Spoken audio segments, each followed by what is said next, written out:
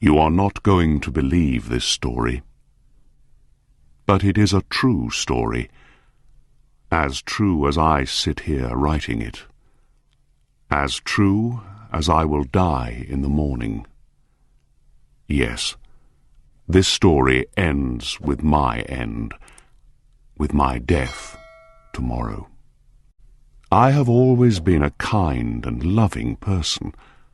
Everyone will tell you this. They will also tell you that I have always loved animals more than anything. When I was a little boy, my family always had many different animals round the house. As I grew up, I spent most of my time with them, giving them their food and cleaning them. I married when I was very young, and I was happy to find that my wife loved all of our animal friends as much as I did. She bought us the most beautiful animals. We had all sorts of birds, goldfish, a fine dog, and a cat. The cat was a very large and beautiful animal. He was black all over, and very intelligent. He was so intelligent that my wife often laughed about what some people believe. Some people believe that all black cats are evil, enemies in a cat's body. Pluto, this was the cat's name, was my favorite. It was always I who gave him his food, and he followed me everywhere. I often had to stop him from following me through the streets. For years, he and I lived happily together, the best of friends. But during those years, I was slowly changing. It was that evil enemy of man called drink who was changing me. I was not the kind, loving person people knew before. I grew more and more selfish. I was often suddenly angry about unimportant things. I began to use bad language, most of all with my wife. I even hit her sometimes. And by that time, of course, I was often doing horrible things to our animals. I hit all of them, but never Pluto. But my illness was getting worse. Oh yes, drink is an illness. Soon I began to hurt my dear Pluto too. I remember that night very well. I came home late, full of drink again. I could not understand why Pluto was not pleased to see me. The cat was staying away from me. My Pluto did not want to come near me. I caught him and picked him up, holding him strongly. He was afraid of me, and bit my hand. Suddenly, I was not myself any more. Someone else was in my body, someone evil and mad with drink. I took my knife from my pocket, held the poor animal by its neck, and cut out one of its eyes. The next morning, my mind was full of pain and horror when I woke up. I was deeply sorry. I could not understand how I could do such an evil thing. But drink soon helped me to forget. Slowly the cat got better. Soon he felt no more pain. There was now only an ugly, dry hole where the eye once was.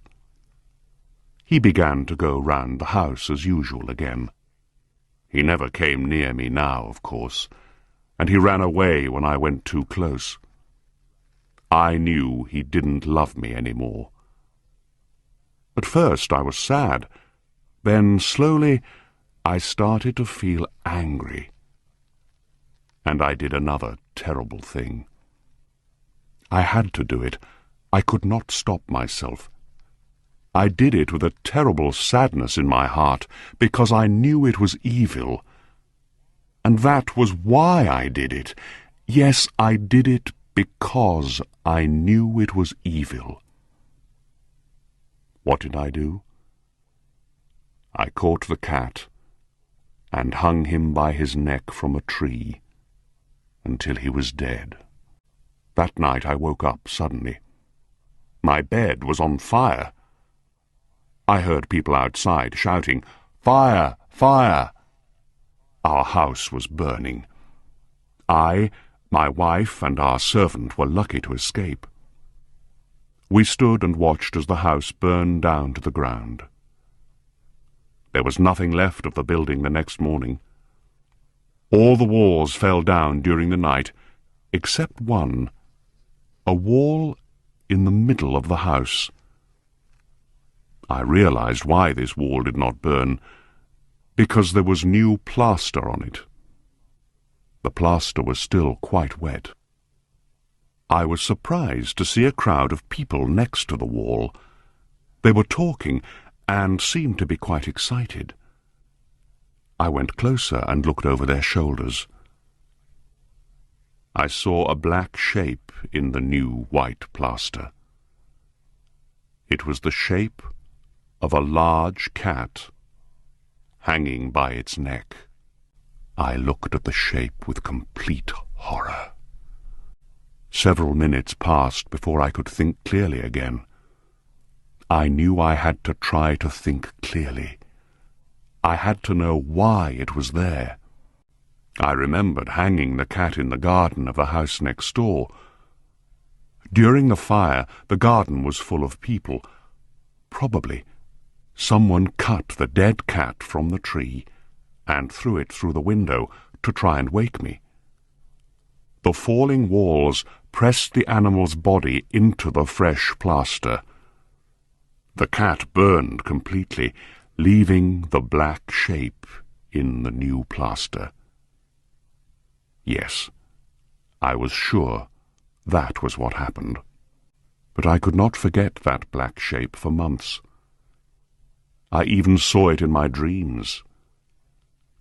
I began to feel sad about losing the animal, so I began to look for another one. I looked mostly in the poor parts of our town, where I went drinking. I searched for another black cat of the same size and type as Pluto. One night, as I sat in a dark and dirty drinking house, I noticed a black object on top of a cupboard near some bottles of wine. I was surprised when I saw it. I looked at those bottles a few minutes ago, I thought, and I am sure that object was not there before. I got up and went to see what it was. I put my hand up, touched it, and found that it was a black cat. A very large one, as large as Pluto. He looked like Pluto, too, in every way but one. Pluto did not have a white hair anywhere on his body. This cat had a large white shape on his front. He got up when I touched him, and pressed the side of his head against my hand several times. He liked me. This was the animal I was looking for. He continued to be very friendly, and later, when I left, he followed me into the street. He came all the way home with me. We now had another house, and came inside. He immediately jumped up onto the most comfortable chair and went to sleep. He stayed with us, of course. He loved both of us, and very soon he became my wife's favorite animal. But as the weeks passed, I began to dislike the animal more and more. I do not know why, but I hated the way he loved me. Soon I began to hate him. But I was never unkind to him. Yes, I was very careful about that. I kept away from him because I remembered what I did to my poor Pluto. I also hated the animal because he only had one eye. I noticed this the morning after he came home to me. Of course, this only made my dear wife love him more. But the more I hated the cat, the more he seemed to love me. He followed me everywhere, getting under my feet all the time. When I sat down, he always sat under my chair. Often he tried to jump up on my knees. I wanted to murder him when he did this. But I did not. I stopped myself because I remembered Pluto, but also because I was afraid of the animal. How can I explain this fear? It was not really a fear of something evil, but then how else can I possibly describe it? Slowly, this strange fear grew into horror. Yes, horror. If I tell you why, you will not believe me. You will think I am mad. Several times, my wife took the cat and showed me the white shape on his chest. She said the shape was slowly changing. For a long time I did not believe her, but slowly, after many weeks, I began to see that she was right. The shape was changing. Its sides were becoming straighter and straighter. It was beginning to look more and more like an object. After a few more weeks, I saw what the shape was. It was impossible not to see. There on his front was the shape of an object I am almost too afraid to name.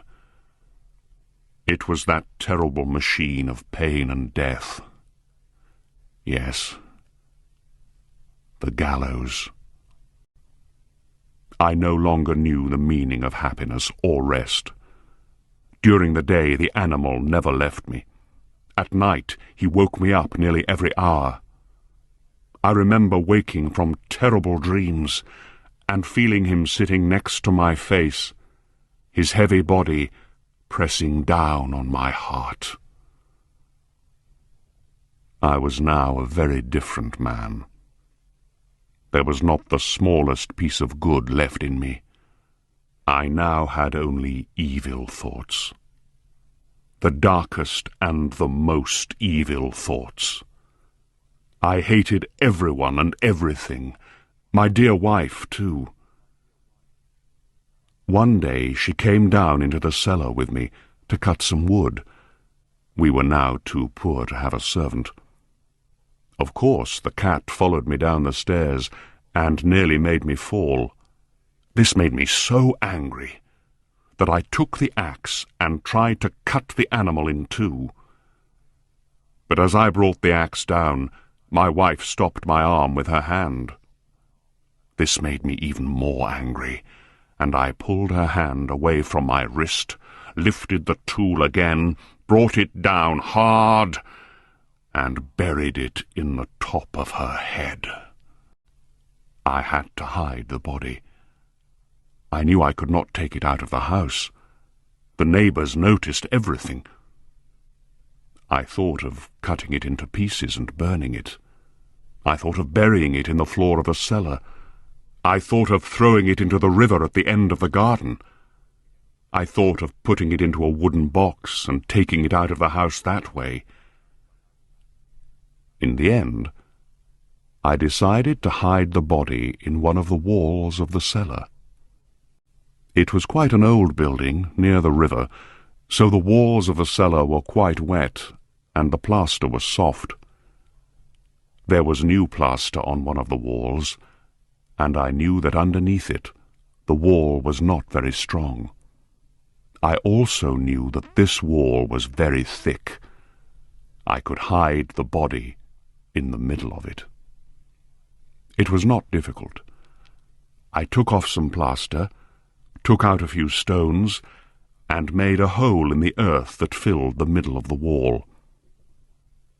I put my wife there, put back the stones, made some new plaster, and put it on the wall.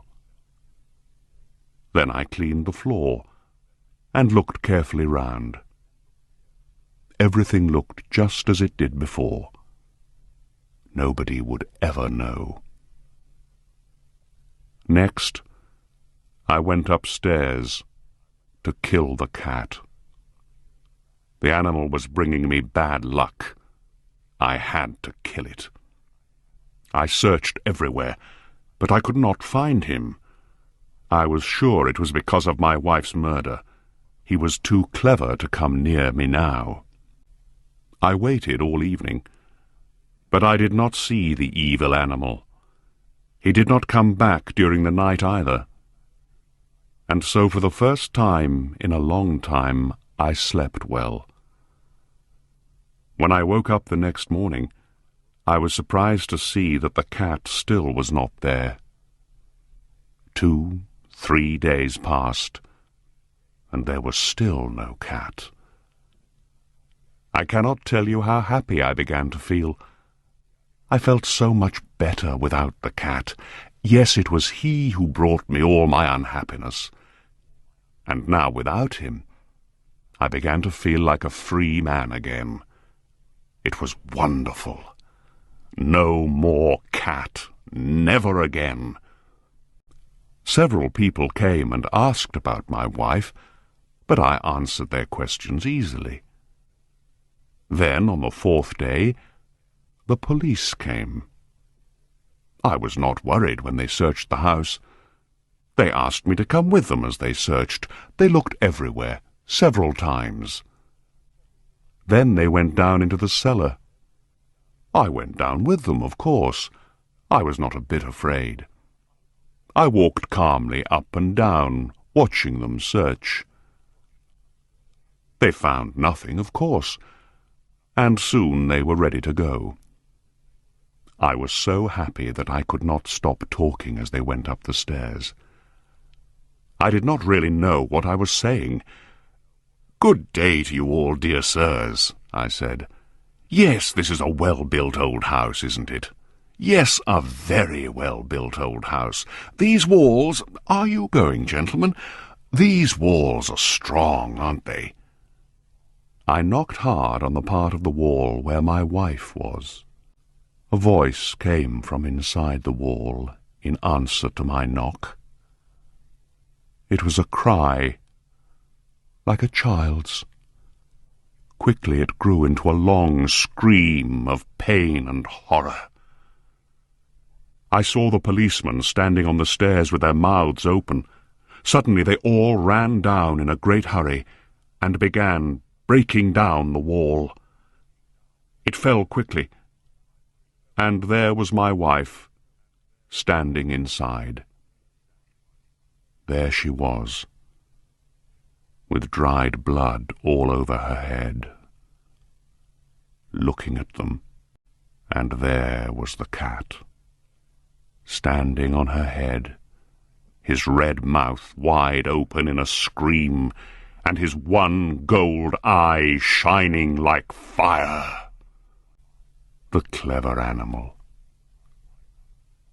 My wife was dead because of him, and now his evil voice was sending me to the gallows.